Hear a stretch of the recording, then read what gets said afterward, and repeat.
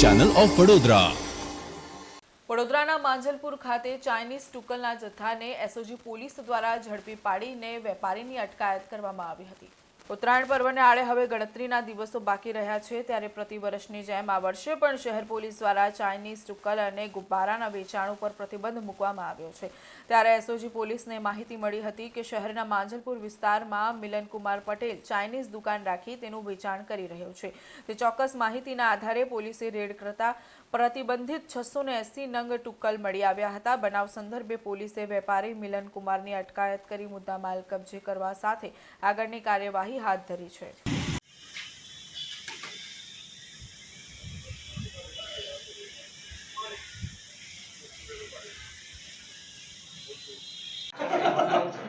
नीचे ले तो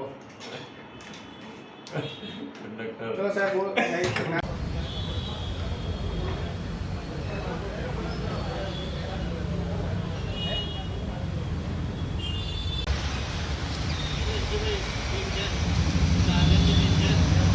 क्या मिल